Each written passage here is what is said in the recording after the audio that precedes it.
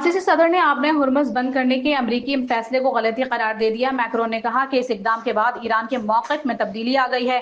خطے میں کشیدگی مزید بڑھنے کا خدشہ پیدا ہو گیا ہے۔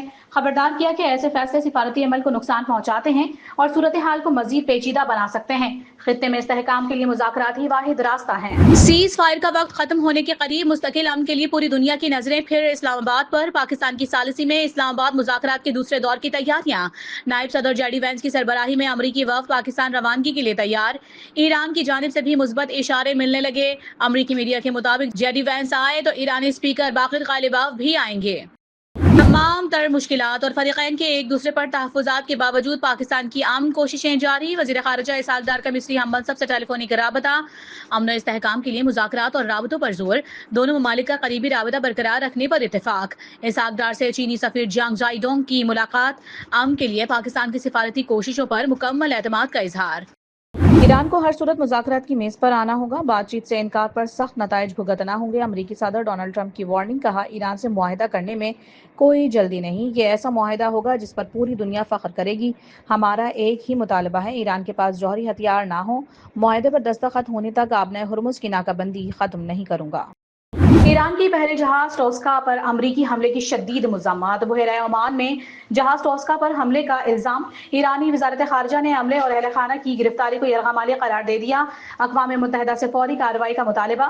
بیان میں ایرانی وزارت خارجہ کا کہنا ہے کہ امریکہ خطرناک کشیدگی کے نتائج کا ذمہ دار ہوگا، اپنی خود مختاری کے دفاع کے لیے ہر ممکن قدم اٹھائیں گے۔ ایران جنگ پر امریکہ کے اندر اختلافات اور دباؤ بڑھنے لگا۔ واشنگٹن ڈی سی میں کانگریس کی عمارت کے اندر مظاہرے، امریکی پالیسیوں پر شدید تنقید۔ جنگ کے خلاف آواز بلند کی، درجنوں امریکی سابق فوجیوں اور فوجی اہلکاروں کے اہل خانہ کو حراست میں لے لیا گیا۔ دھمکیوں کے سائے میں مذاکرات کسی صورت قبول نہیں۔ ٹرمپ مذاکرات کی میز کو ہتھیار ڈالنے کی میز میں تبدیل کرنے کی کوشش کر رہے ہیں۔ ایرانی پارلیمنٹ کے اسپیکر باقر غالباف کا سوشل میڈیا پر پیغام، کہا آبِ ہرمز کی ناکہ بندی اور جنگ بندی کی خلاف ورزی کر کے صدر ٹرمپ خود فریبی کا شکار ہیں۔ 2 ہفتوں میں ایران نے میدان جنگ میں نئے پتے دکھانے کے لیے خود کو تیار کر لیا ہے۔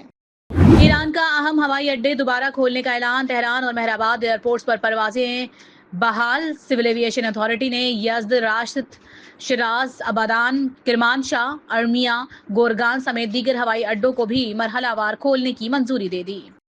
وزیر اعظم شہباز شریف اور فیلڈ مارشل عاصم منیر اور نائب وزیر اعظم اور وزیر خارجہ اسحاق ڈار تاریخی کردار ادا کر رہے ہیں۔ صدر مسلم لیگ نون نواز شریف کہتے ہیں اس تاریخی کردار سے دنیا بھر میں سبز پاسپورٹ کی عزت ہوئی ہے۔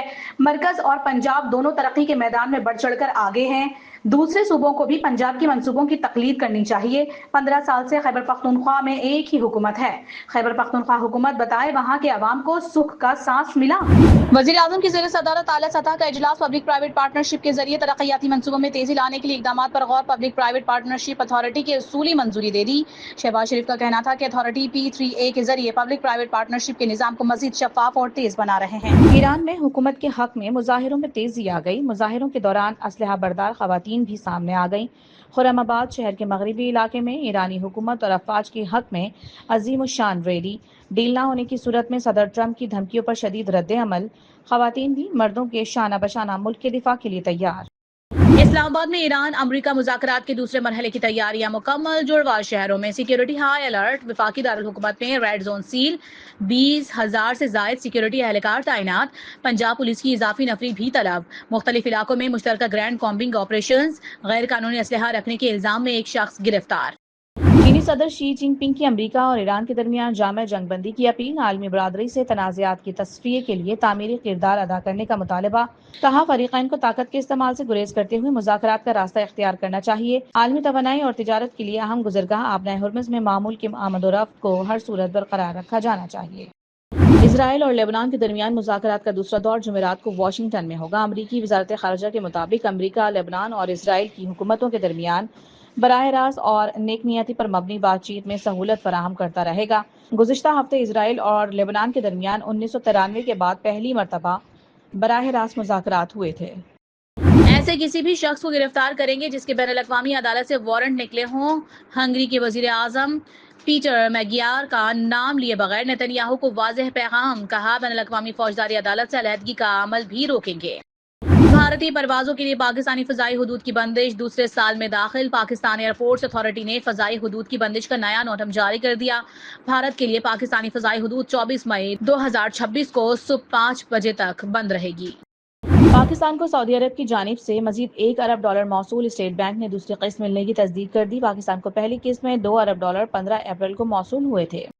لاہور میں اسپیڈو بس پر سوار لڑکی پر تشدد کرنے والا کنڈکٹر گرفتار۔ ملزم سجاد کے خلاف مقدمہ درج۔ انویسٹیگیشن ونگ کے حوالے سے صوبائی وزیر ٹرانسپورٹ اینڈ ماس ٹرانزٹ بلال اکبر نے واضح کر دیا کہ خواتین اور بچوں پر تشدد ناقابل برداشت ہے۔ ایسے عناصر کسی رعایت کے مستحق نہیں۔